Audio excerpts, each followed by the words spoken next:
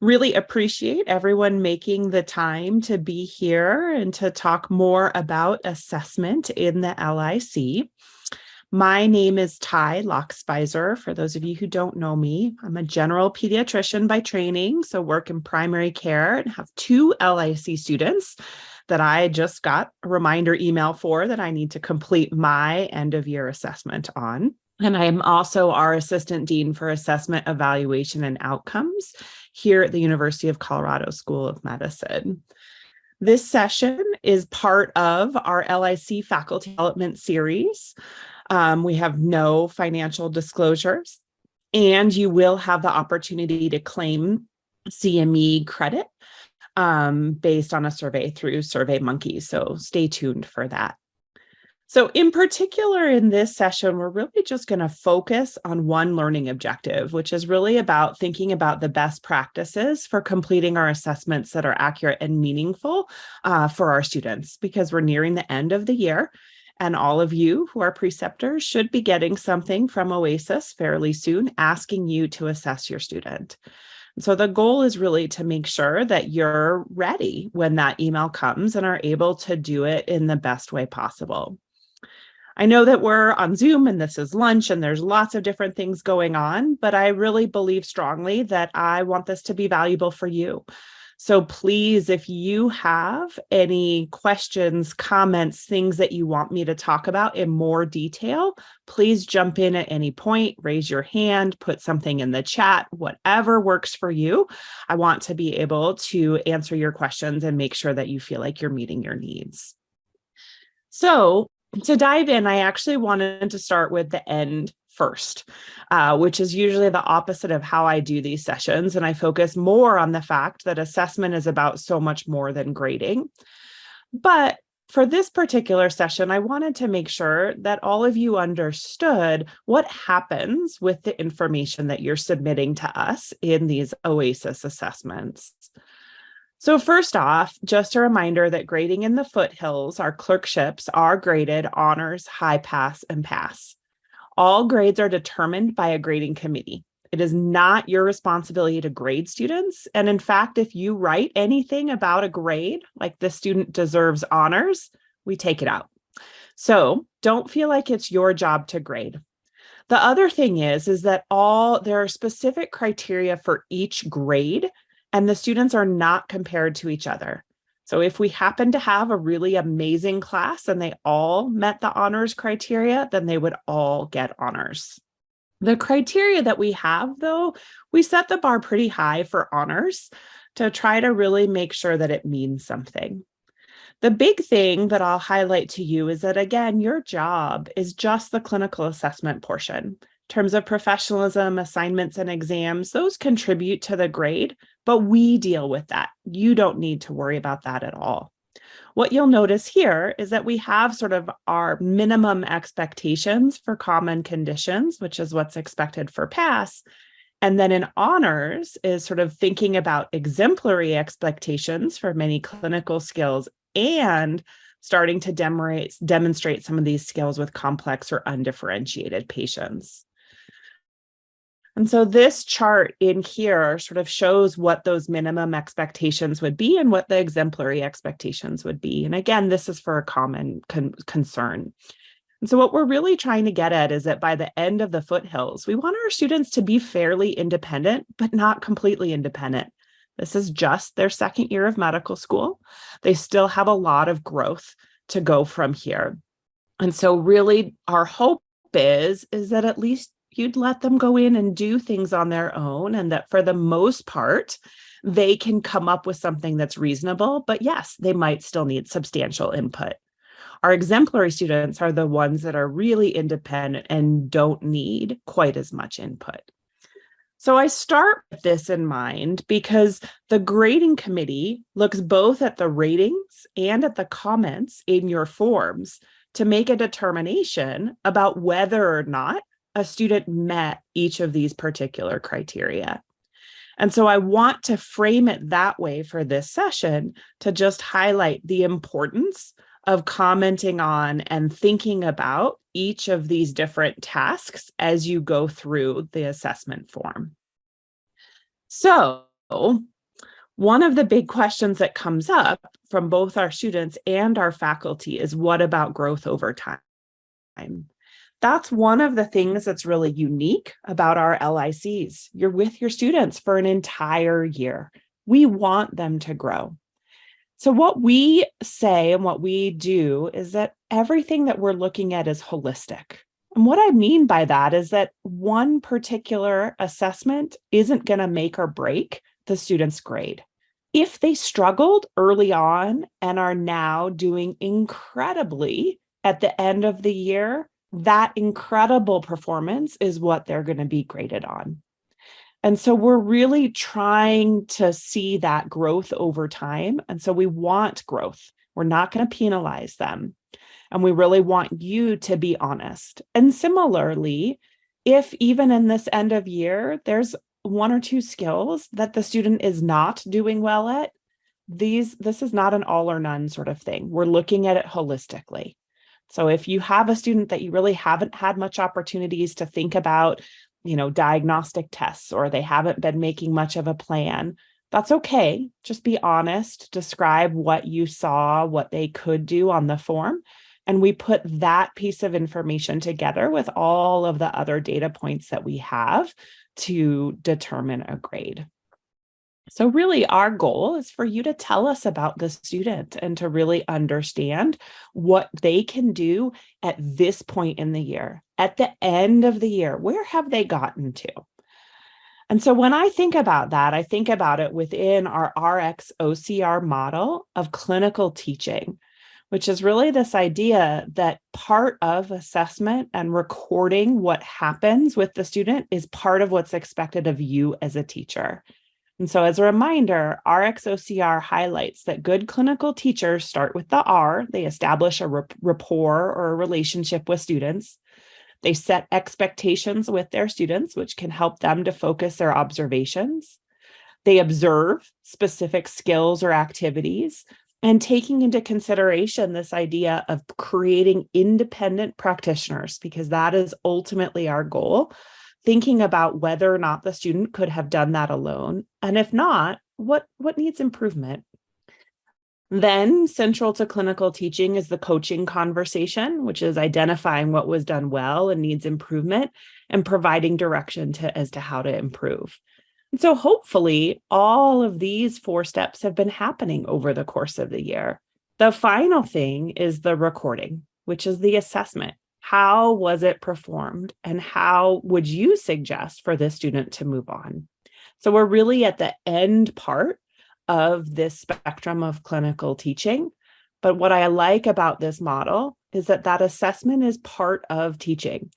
So I don't want you to think that your job as a teacher is done just because your student may no longer be with you, but that it's not until you've really finished and completed your assessment that your job as a teacher is done. So when we think about this, I really like to highlight this idea that the recording part, the filling out these forms in OASIS, is very similar to patient notes. And so by putting the time in to documenting what the student can do and where their areas of growth still are, it really allows us to have a better picture of the student and to be able to understand their growth over time. This, to me, if you ask me, do I like writing notes in Epic? My answer is blatantly no, I really don't. It's not the fun part of being a doctor. The fun part is being in the room with my patients, providing care. However, if you ask me, when I have a new patient that shows up in my office and they have all kinds of complicated medical problems and have seen 12,000 specialists, do I like being able to review all of that information in Epic? The answer is a resounding yes. And so to me, the recording in OASIS is very similar to patient notes. It's not something I love, but it's also something that I really see the value in and see how important it is. And so I do put the time into it. Again, I just highlight again this idea that each observation, each assessment is only one piece of the puzzle. So it's not the be all end all. We want you to be honest. This won't be the factor that makes or breaks a student's grade or residency options. And so our goal is really for you to be honest in describing what it is that you saw the student being able to do or what support they needed in order to accomplish the sort of key tasks of being a physician in your specialty.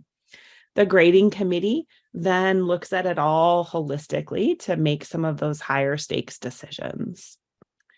So, if we jump into thinking about recording, I like to remind us and think about there's 3 types of feedback. And ultimately, filling out these forms in Oasis is a type of feedback. First off, there's appreciation, which is I see you and I'm grateful for your work. There's evaluation. This is where you stand. And there's coaching. This is how you can improve. This model comes from a great book called from Heen & Stone called Thanks for the Feedback that I recommend to everyone all the time. One of the big things that I highlight is that a lot of our students oftentimes report that they get a lot more appreciation. So-and-so was a great student. We loved having her in the CHC. She did a wonderful job. That is appreciation. It's not evaluation and it's not coaching. And so the key thing for me is that we as humans need that appreciation. And so it's totally okay to provide that, to say some of those things. However, it doesn't eliminate the need to think about the other types of feedback, both sort of the evaluation of this is where you stand, as well as that coaching of this is how you can improve. I also like to remind sort of everyone of our characteristics of good feedback. This is true no matter what we're doing.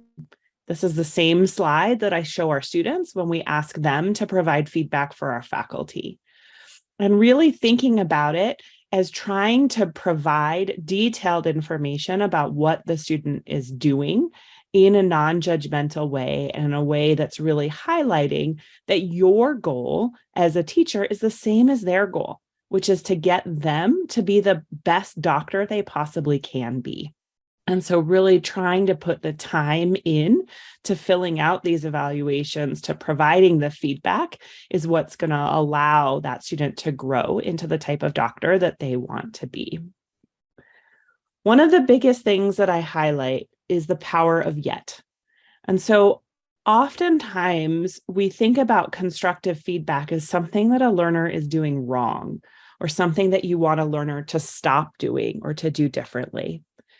And one of the things that I highlight is that especially in our curriculum where our students are in the clinical space quite early on, we don't necessarily expect them to be completely independent right now. And so I like to think about what are the next steps for this learner? What would they be able to do if they were more independent? I sometimes sort of try to do this little game myself and picture the learner on their own in a hospital on a deserted island and think to myself, okay, if they were the only pediatrician there, what else would they need to be able to do? Or what would I have concerns that they still need support with in order to provide safe and effective patient care? So really putting the patient at the center, but thinking about it more in that idea of what do they still need to learn? And that is not a negative. Yet is not a negative thing. It is a part of and a reality of our medical training. It takes time to become a physician. And so I really like the idea of yet and really thinking about how, what is it that is sort of the next steps or things for a learner to do. Another mind game that I'll sometimes play with myself in primary care is I hate comparisons, so I say this carefully, but I will sometimes compare my LIC student with a graduating resident who's going into primary care and think to myself, what does this resident who's about done do that this LIC student doesn't? And sometimes that can help me think about, oh, right, well, they don't understand the complexity, or they can't quite yet figure out sort of the drug dosing and exactly what it is that we need to do. And so those are clear ways for me to think about what are the next steps for this particular student. Again, I highlight that every assessment is another pixel to provide more detail about how a student is doing. So in this example, on the left side, you see a fairly pixelated picture. I have a sense that this is probably a medical student. She probably has black hair, but we don't know a lot more than that. As we get more details and more information from multiple people, we start to get a better picture and understand what her unique strengths and areas for growth are. The other benefit is that when we have multiple assessments and multiple pictures and pixels, when one is not quite right, whether because the learner had an off day or there was something that didn't quite match between the faculty and the student, it doesn't overwhelm or take over the entire picture. So I highlight that just because I want you to feel honest in filling out the form as based on your experience and not feeling like your one form is going to overweigh or be the be all end all for how the student is doing. So going back to sort of more practical questions of what is actually on the forms in OASIS that you'll get. So these forms are exactly the same as what was sent out at the midpoint. So they're not different at all. And they include two sections of questions, one that asks you to rate sort of the level of supervision that a student needs on these entrustable professional activities. And then other areas that have open-ended comment boxes that ask for sort of narrative description of what the student is doing and what sorts of things they're not doing yet. And again, the grading committee is looking at both of these pieces of data and looking at it together holistically to determine the grade. So it's not that we're just averaging the scores on the ratings, and it's not that we're not looking at those numbers and instead just looking at the comments. We're going to actively look at both. And what we want to see is that both the comments and the ratings accurately represent the criteria that are laid out for pass, high pass, and honors. So again, putting time into both of these areas is really beneficial, both for the students and for our grading committees. So first, if we think about these ratings, so this is a very different way of setting up the forms. And I know that for some people that might be difficult this year. But again, one of the things that I like and the reason why we moved in this direction is that it really highlights that safe and effective patient care is at the core of all that we do. Everything that we are doing as a physician is about the patient. And so since we're working to create these independent clinicians who can provide safe and effective patient care, we need to ask about that and understand whether or not you trust this particular student. And trust can depend on a number of factors. It can depend on their knowledge and skill. It can also depend on whether or not they know their limits. It can depend on whether or not they follow through. It can depend on whether or not they admit mistakes. But our goal really is to understand where is the student on that path from becoming a student to being an independent clinician who can do the work that's required of a doctor on their own. And doing something on their own doesn't mean that they don't ask questions or that they never make mistakes, because I make mistakes and I ask questions all the time. But what I hope is that I know when it's time for me to ask those questions. And so it can be difficult, but that's why I like to think about this idea of what would I let the student do if they were by themselves? And my primary goal was safe and effective patient care. So as we saw in the previous chart, the specific tasks that you'll see on your forms include some of these core tasks: gather a history, perform a physical exam, develop a differential diagnosis, recommend and interpret common diagnostic tests, provide written documentation of a clinical encounter, provide an oral presentation of a clinical encounter, develop a management plan, and provide preventative care. In addition, we have some other tasks that are assessed more on a yes/no basis. Certain technical skills, identifying a patient requiring urgent and emergent care, organization and prioritization, use of evidence-based medicine, professionalism, compassion, situational awareness, advocacy, interprofessional collaboration, and self-directed learning and agency. So you'll see all of these questions. Our hope is that answering them will be fairly quick, and it's totally fine if you haven't observed something to say that and to say that you haven't observed it. Again, for some of the yes/no questions, like professionalism, did the student always demonstrate the core attributes of professionalism? There's a yes/no option and an exemplary option. Exemplary is really meant to be for what it sounds, exemplary. So I don't expect every student to be exemplary. It's really something that the student went really above and beyond or really stood out in your mind in those particular areas. You're not hurting a student just by saying yes. It's the no's that we look a little bit more closely at and worry a little bit about. But it's totally fine to just say yes for a lot of these other questions if that accurately captures what the student is doing at this point in the year. This is how the question reads again. And so for history, it would say for a patient with a common concern, if you were to supervise the student again, how would you assign the task to the student to assure safe and effective care? And then you get the 4 options. Student can't do it at all. I've got to do it. They're going to watch me. We're going to do it together, or I'm going to let them do it. But then I know that I'm going to have to repeat everything or have a lot of input on what they've done. And then the final option is sort of more that minimal input or only repeating some findings. And I think, again, this idea is that of how much support do they need? We know that when they start medical school, they need a lot of support. And it's totally fine that they're just watching or that you're doing things together with them. Our hope is, as they've gone through the LIC, they're becoming more and more independent, and they're able to do some of these common tasks with less support. And so our question is really to you to think about what support is needed. We purposely ask this question in the future because we sometimes recognize that if we just asked about the past, sort of what supervision did you provide this student? Sometimes that's more dependent on clinic flow or other things that are going on. And so we really want you to use your judgment and your understanding of the student's strengths and areas for growth to answer this question, thinking towards the future.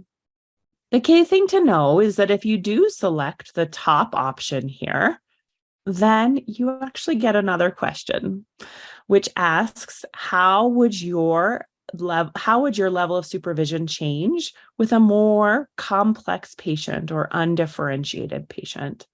I think about this a lot in primary care, but I have a lot of my medical students, my great LIC students that I have right now at the end of the year.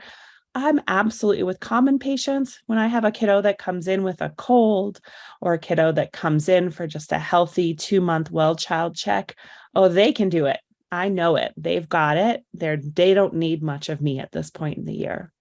However, when I have a patient who comes in that has a complex genetic syndrome and hasn't been seen in several years and has 4 or 5 medical problems, that's different. They still need quite a bit of support from me. And so that sort of is an example of how I think about it in my mind, of how I would definitely trust my LIC students at this point in the year with common concerns.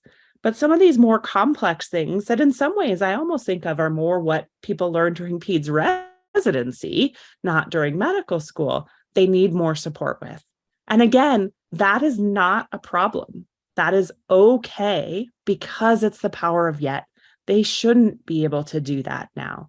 What I say is if they could, then why are they paying for 2 more years of medical school and completing residency? And so don't feel like you're being dishonest or you're hurting the student if you choose any of the lower levels on these scales. It's about the patient and it's about what can you trust the student to do to assure safe and effective patient care. Some of the common misconceptions about these ratings. First off, I highlight billing rules do not apply. So I know that in order for me to bill for my note, I have to repeat the entire physical exam. And so I repeat the physical exam so that I can bill for it.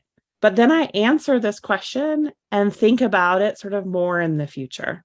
If I wasn't bound by those billing rules, yeah, I wouldn't repeat the physical exam for most of my students, and definitely for the common things. The complex patients, yeah, I'd probably repeat more. So, but it's not at all about billing. It's about what can I trust the student to do. Again, selecting that a student is very independent in a task doesn't mean that they don't need teaching or feedback. I need teaching or feedback. You need teaching and feedback. Our residents receive teaching and feedback. But it's about that idea of, if they were left to their own devices, would they provide safe and effective patient care? And sometimes there are those days where I might want to teach a resident or a student and to help them go from good to great, but we can't. And that's okay as long as they're providing that outstanding patient care. We've talked a lot already about how the amount of supervision a student needs is different depending on the context and complexity of the patient, and also that asking for help and knowing limits is part of being independent. And so it's not always a marker of a need for increased supervision. Sometimes I actually find that when students ask me questions or admit that they don't know something can help me understand the depth of their independence. Because if the questions that they're asking are very detailed and really reflect a good understanding of the patient and what's going on, that to me actually suggests that they're even more independent than the student that sort of doesn't even know what they don't know, and so they don't even ask. And so remembering this is about that idea of how independent are they? What can they do on their own to provide safe and effective patient care? So again, we talked a little bit about this with complexity. Some of the things that are more complex, think about as sort of common diagnoses with a typical presentation is common, but common diagnosis with an atypical presentation, that starts to become more complex. Or an uncommon diagnosis, a complex social situation, an undifferentiated patient, and urgent and emergent situations. These are examples in which if you start seeing that your student is able to do some of these things on their own, that to me suggests that they're functioning at that slightly higher level where they're beginning to demonstrate some of these skills with more complex patients. And it's really important, and we'll talk about this more when we get to the comments, it's really important to provide examples, because the reality is that how I define a common and a complex patient or diagnosis might be different than other pediatricians. And so providing the examples and the specifics can help both the student and the grading committee understand what it was that you used to make that decision about how independent the student is. So that sort of is the summary and the end of sort of the discussion around the rating scales. Before I move on to the comment boxes, any questions about the rating scales?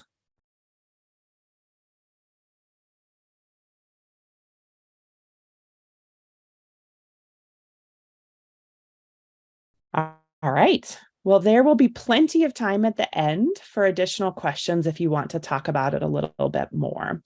But we'll go through and talk a little bit about the feedback and narrative comments. So with our forms, the feedback boxes are interspersed throughout. And the reason why that is because we want to use those rating scales, the rating questions, as triggers for you about what to write about. And so you'll notice that we ask a couple of questions. We ask about how the student does with history. We ask how they do with physical exam, and then you get a comment box. And our goal in all of these comment boxes is really to understand what the student did in detail with specific examples. And so one of the ways that I think about this is to use verbs, not adjectives. So what did the student do? And this also is a great place to reference back to those specific adjectives that we expect the students to perform. So if the box is asking about history and physical, comment specifically about history and physical. And this is, again, sometimes I find I'll say, oh, her physical exams were outstanding. Okay, I just used an adjective. What do I do now? What I do is every time I see an adjective in what I write, I take a step back and I say, what do I mean by that? Or what did I see that made me decide that the student was outstanding? And so I use every time I write an adjective as a time to sort of check myself, step back and say, okay, what did I use or what did I see that makes me describe them this way? One way that I think about this from a clinical standpoint is that oftentimes in our assessment or our one-liner of our patient, we say, this is a 4-year-old boy who I think has pneumonia. But we don't usually end there. We say, I think he has pneumonia because he has a high fever, tachypnea, hypoxia, and decreased breath sounds on the left side. And so in my mind, I can say that her physical exam was outstanding. That's equivalent to pneumonia. And then I have to say, because I noticed that she was able to even elicit sort of complex historical features that allowed us to differentiate between two different diagnoses. Or she was able to navigate sort of using an interpreter and a parent that wasn't responding well to sort of standard questioning. So providing those specifics of what the student did that led you to your sort of diagnosis of outstanding is really helpful. Again, this is where I tend to say that it's actually okay to include medical examples in here. Sometimes we feel like, oh, this is about the student, not the patient. Yes, and having a little bit of information of what types of patients the student was caring for is actually incredibly helpful in understanding how independent they are, what they can do, what they can't do. My example previously of a child with a cold, if I read that and say, oh, this student can take a history on a child with a cold, that's, okay, fine, that's good. I'm glad they can do that, but doesn't mean all that much to me. But if I say she accurately gathered a history on a complex patient who'd never been seen before with a rare genetic syndrome, multiple specialists following them, and numerous medications that they're taking, that's different. And so that helps to understand what the student is doing. In addition, within this and this is a similar push to the idea of using verbs, not adjectives, avoiding cliches. He went above and beyond. What does that mean? And so always when I write something like that or I see it, I ask myself, what did I actually see? What was it that the student did that made me think, wow, she's going above and beyond? Similarly, we want to think about the yet. What can a learner do to move to the next level? So what are their next steps? What would they be able to do if they were more independent? And then the final thing is to not use comparative language. As I mentioned at the very beginning, if every single one of our students meets the criteria for honors, every single one of them will get honors. So it doesn't matter if this student is better than usual medical students of this level. It doesn't matter if they're at level above. It doesn't matter even if they're better than your interns. Because frankly, we all had different experiences with residency and have a different definition of what a strong intern is. And so again, if you start noticing that you want to write, wow, I trusted her just like I trust my interns. Okay, so why? What were the examples? What was it that made me trust her and give her that level of independence and describe that? So what you'll hear from all of this is that I'm asking you to put time into writing these narrative comments. And I know that that's a big ask and that we don't always get enough time in our day-to-day lives to do this. But when we ask students what's most important to them, it's the comments. This is what helps them to understand their performance and to think about how to move forward. When we ask the grading committees what's most helpful, it's the comments. The ratings can help give us a sense of where a student stands. Are they sort of in the ballpark for honors? But it's really hearing about some of the specifics and getting those details from our preceptors that allows the grading committee to accurately assign a grade. So please take the time to do this. When we've looked at what is a marker for high quality comments, it's usually when you're getting it close to 100 words. So it doesn't have to be, a 3,000 word essay, but it also is not going to be one sentence.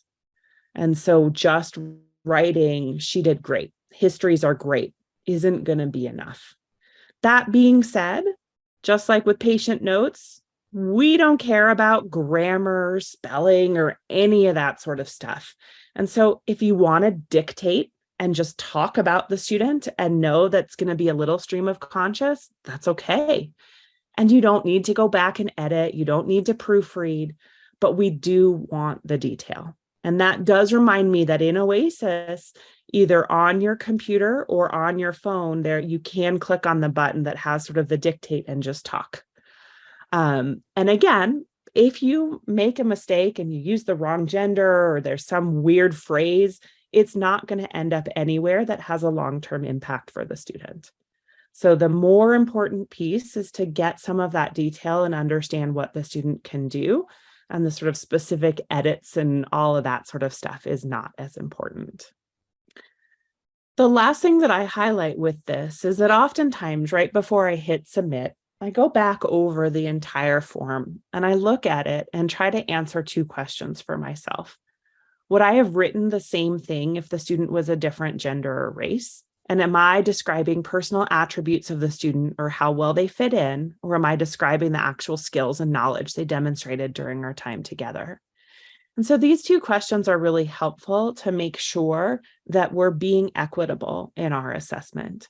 We all have biases. Biases are part of being human. We are drawn to people who are similar to us.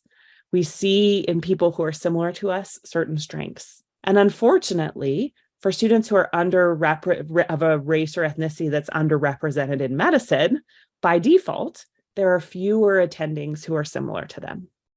And so taking the second to pause and to think about whether or not there was any influence of your sort of inherent biases or anything like that can help to make sure that we're being as fair as possible to each and every one of our students. Again, what I highlight is bias is not bad. We all have it. But the big thing is this idea of pausing and taking that moment to reflect and to think about, am I letting any of my biases impact what I'm writing or impact these students? The concrete example that I always give is that a few years back, I asked this question of myself after I wrote an assessment of a male student that I worked with in primary care.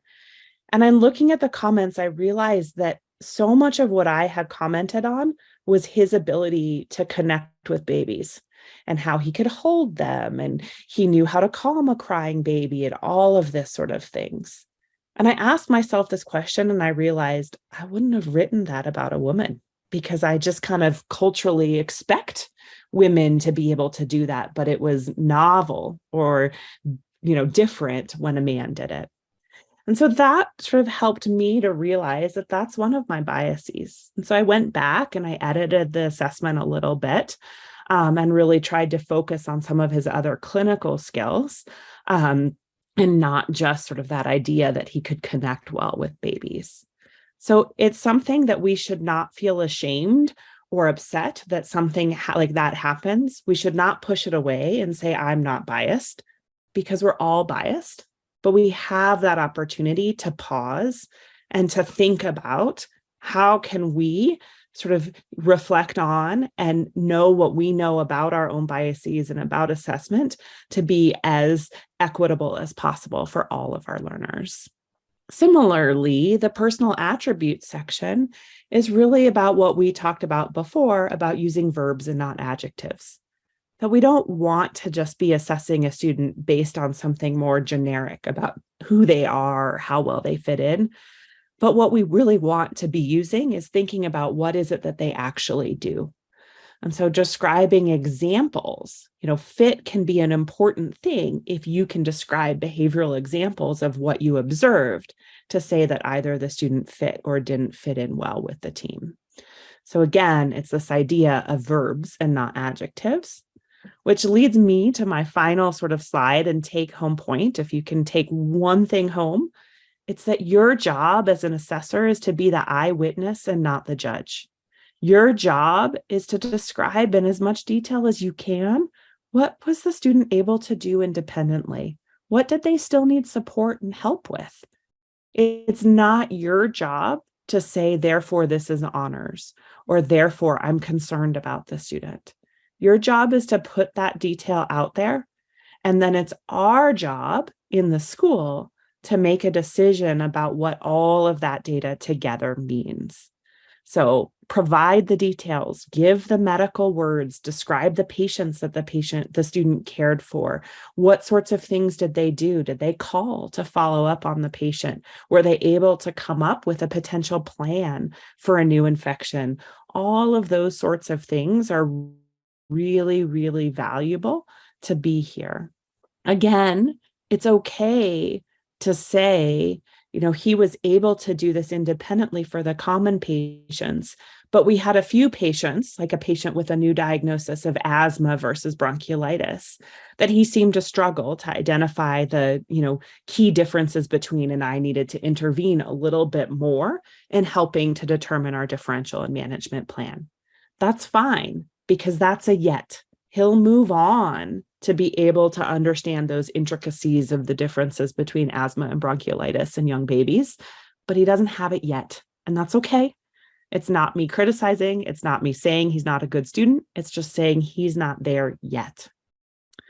So again, just a reminder that every assessment and every comment, frankly, all of those different comment boxes is another pixel to provide more detail. And so we're looking to you to help us get from this left side to the right side, where we have more detail and a better understanding of how our students are doing. What's unique about our TREC curriculum is that our students have almost 2 more years of medical school. And so the goal is that if we can really understand what their strengths and areas for growth are after this core clinical year, we can then individualize the next couple of years to help round out their education and make sure that they're filling in any sort of gaps or areas that they need to improve on to be the best doctor possible. And so your information, not only will it be used to assign a grade and for the student to see, but our progress committee looks at all of the assessment data, and we look at it together to help try to figure out what sorts of things should the student do in the next couple of years of medical school. Okay, fine. Maybe they're doing okay in the outpatient setting, but sick patients they're really struggling with. Let's get them in the ICU. Or maybe they don't do well with undifferentiated. Let's put them in the ED. Or maybe they need to just sort of work on over and over taking histories, doing physical exams. Let's get them into an outpatient setting. And so although this sort of end of the year assessment can feel sort of like a summative, this is it, wrapping up my time together, it's done, and it's not going anywhere, we've really tried to create more of a program of assessment in the TREC curriculum in which the information about how a student is doing goes from one phase to the next and is allowed to inform what the student does in that next phase. So the time that you put into it really helps us and helps the student. So we are very thankful and appreciative for all of that time. So with that, I actually wanted to just pause at this point and ask what questions people have and or what sorts of challenges or problems have you run into in the past with completing these assessment forms that I could potentially help to clarify, demystify, and I'm guessing that if one person has that question, other people do as well.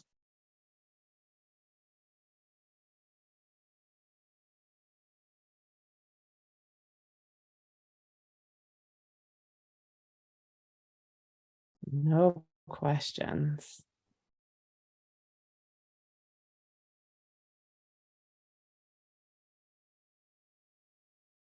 Okay, that's fine. We then are going to look at a couple of additional comments. And this is the part of the presentation where I really want you to participate. So I'm going to ask you, most people have their cameras off, which is just fine, but I'm going to show you a comment and I want you to give thumbs up or thumbs down, or, something in the middle. And I want you to tell me, what you think about this particular comment if this was on one of our evaluation forms. Would you tell the individual writing the comment that they should redo it and add more detail, reframe it, or would you keep it as is? So again, this sort of idea of high quality, neutral, or low quality, okay? So here's one example.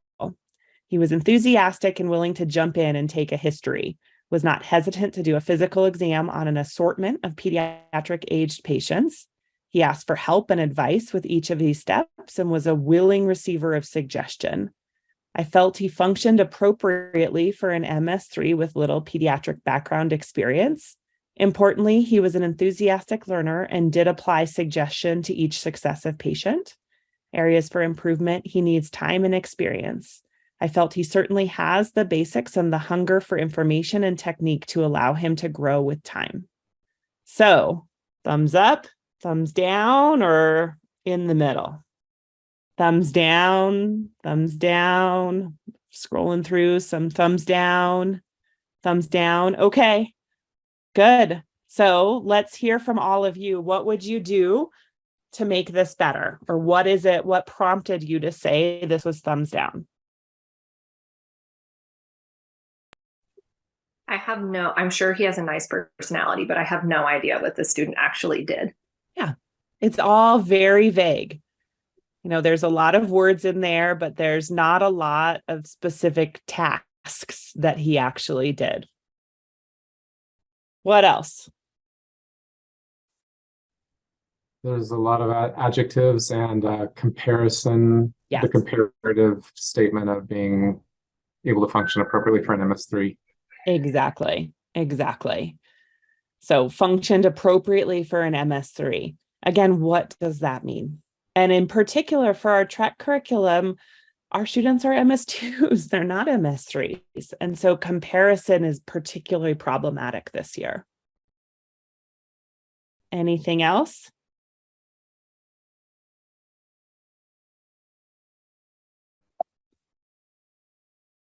So again, at first glance, it looks like there's some decent length in here. But when we look in detail, most of the words in here are fluff and don't add any specifics about what the students' actual skills were, which Lauren highlighted perfectly. So I went in here and I actually sort of struck out everything that just sort of is that fluff or adjectives. So, here they mentioned wasn't hesitant to do a physical exam on an assortment of pediatric aged patients. Okay, he could be not hesitant and end up, listening to the ears with his stethoscope rather than the heart and doing it completely wrong. So that not being hesitant doesn't actually tell you anything about his particular skills. And so the only skill, if we actually look at this, that's mentioned explicitly is help seeking. He asked for help and advice with each of these steps and was a willing receiver of suggestion. But that's the only skill that's in here. And so I really highlight that idea that sometimes it can feel really easy to just sort of write. But what we want is more that detail. And that's where I think that the examples speak so much louder than the general statements of his physical exam was good. It would be better to say, I was impressed with how he adjusted his physical exam skills for a newborn all the way through a teenager, understanding that you need to do things differently. Or, he demonstrated this with one particular patient in which there was a toddler that was really resistant to a physical exam, and he had to find creative ways to listen and examine the toddler. So if you could provide some of those specific examples in there, that would help strengthen this. But without that, we're pretty much left with nothing. And this comment would not help the student at all with grading. And so that's one of the other things that I highlight in showing this to you is that oftentimes, especially in our LIC, our faculty really want our students to do well. And the way to help them do well is to provide the specifics. Don't try to say he's doing great, he's amazing. Instead, provide examples and describe those specifics. That's what's going to help the student, both for their own growth and to achieve the best grade possible. We'll do one more. So student is a very enthusiastic learner, always willing to help out and responsive to feedback. She is empathetic, working with families, taking detailed histories, and gains skills in delivering clear, concise, and accurate histories. By the end of the year, student was able to effectively deliver age-appropriate anticipatory guidance for all younger children. Continuing to work on your fund of knowledge by researching the presenting conditions so that you will be able to create more rich and comprehensive differentials. Thumbs up, thumbs down, in the middle.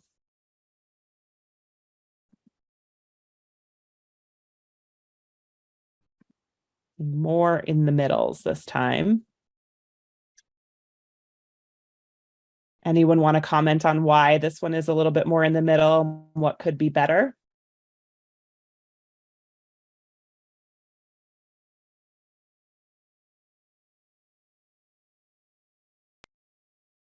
For example, saying that someone is empathetic, it doesn't, I mean, that's great. That's a great quality, but it doesn't tell me specifically what happened. It would be nice to hear of a specific example of when that student was empathetic, or how they were enthusiastic, as opposed to just using those descriptive words. Great point. And I think what you'll see, and I actually picked these two examples purposefully, is that we actually have a lot of people, if we look at a lot of our comments, there's a disproportionate amount that talks about empathy or relating to patients or kindness or all of those other things that are crucial for being a physician. And they aren't necessarily the specific skills that we're hoping to develop over the course of that core clinical year. And so I think about those sort of phrases of kindness, empathy, as more appreciation of I see you. I see how committed you are to being a doctor, how much you really care about your patients and how much you're going to put into it. It's important for our students to hear that and to know that we've noticed it and we value it. However, if we really think about the core skills that they need to develop to be a physician, empathy alone is not going to do it. They also need to be able to understand how to gather the information, do a physical exam, put it together, come up with a plan, etc. You get the point. And so it's really that idea that trying to really push yourself more to thinking about the specific skills that we're expecting students to be able to do by the end of this Foothills year, so that they can know what it is that they need to continue to grow and move on with, and that we as a school can also know how they're doing. So again, you highlighted this. This is a little bit longer. It's only 80 words total. So I think, again, the big thing is that it needs a little bit more detail. 2 skills, so more detail would be helpful. The nice thing is that it does have clear suggestions for improvement for the next steps for the learner, which are phrased supportively. So it's sort of a nice example of using yet, because it's saying, continue to work on. It's not saying this is a problem, but just this is sort of the next steps. And it provides some specific examples of researching the condition ahead of time to create rich and more complex, comprehensive differentials. All right, so that was the end of what my sort of structured presentation was going to be. I think I really just wanted to thank you all for the time that this requires. We know that it's not easy to assess our learners. We know that we're doing things differently this time. You actually all will be receiving a survey from me asking about assessment as well, because we know that we can only improve with your feedback. Just like our students are trying to grow to be the best doctor possible, we're trying to grow to be the best medical school possible. So please let me know where things are hitting the mark and where things are off, because everything is a work in progress, and we really want to try to do this to gather the most useful information possible about our students, both to help them grow as individuals and also to help us as a school understand where our students are at and how they're doing. Please feel free, if you ever want feedback on what your comments or your evaluations, send me an email. I can pull everything up in Oasis and say, hey, why don't you add a sentence or two here or anything like that? So I'm always happy to help and provide that feedback. But otherwise, thank you all for coming today, and I really appreciate your participating even over the lunch hour.